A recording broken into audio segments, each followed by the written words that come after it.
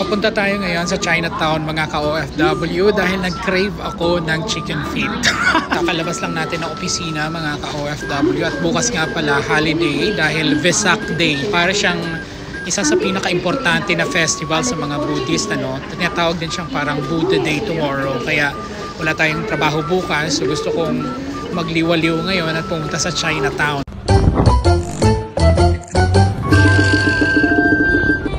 Grabe, ang daming tao dito sa area na to ng Chinatown mga ka-OFW. Nakababa na pala tayo ng tren.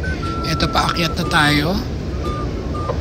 Kasi palabas tayo dun sa may exit kung saan nagbebenta ng chicken feet.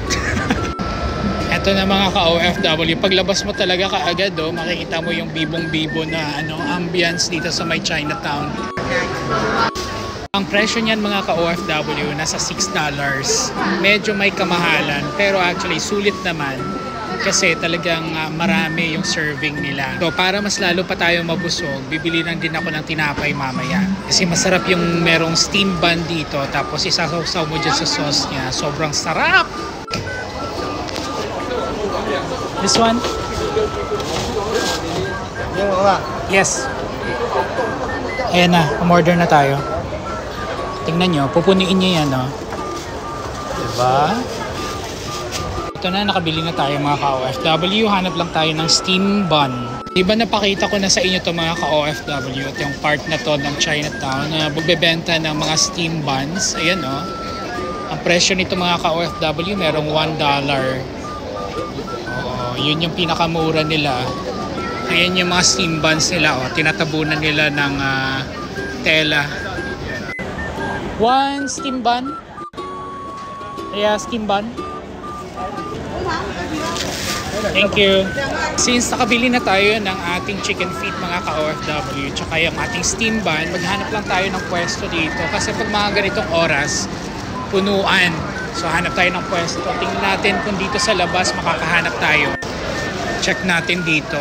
Parang puno din Kasi usually dito mga ka-OFW, yung mga tumatambay, dito rin na kumakain. Tapos eto tong area na yan dyan din sila kumakain, nagyoyosi. Pero since ayaw nating malapit sa mga nag-i-smoke, I realize mga ka-OFW, dito na tayo sa loob para makapaghugas tayo ng kamay. Dito wala masyadong tao, hindi masyadong puno pala.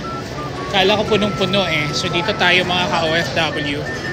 Merong mga doon, bakante.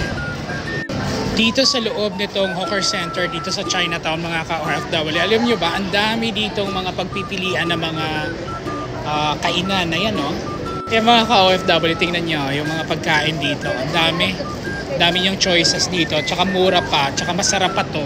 Hanggang doon mga ka-OFW. Dito na lang siguro tayo mga ka-OFW, dito tayo pa pwesto. Yan. Okay, ito na yung ating chicken feet mga ka-OFW. Tingnan nyo punong-puno. Tapos meron tayong steam bun dito. So, bale, ito na yung dinner natin mga ka-OFW. Ayan yung steam bun, sobrang laki. So, isasawsaw natin dyan. Tapos sobrang sarap yan. Tara, kain na tayo.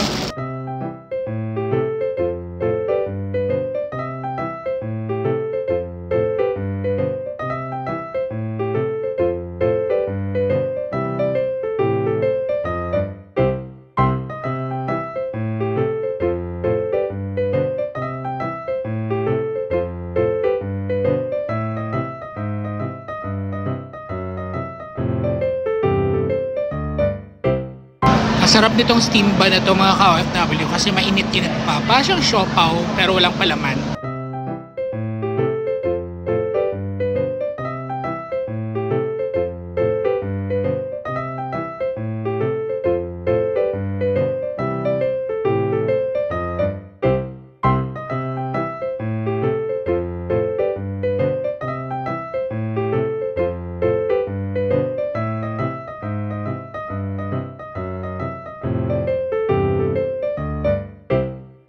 One eternity later. Aftermath mga ka-OFW. Sa sobrang sarap ng chicken feet mga ka-OFW, record breaking yung pagkaubos ko nito. Nagulat nga yung katabi kong Chinese dito. Bilis ko na kumain ng chicken feet. Sabi ko nga, kung isasalin nyo ako sa paligsahan, sa pagkain ng chicken feet, tsak, mananalo ko. Kasi sarap Manamis-namis, na maalat-alat, na maanghang.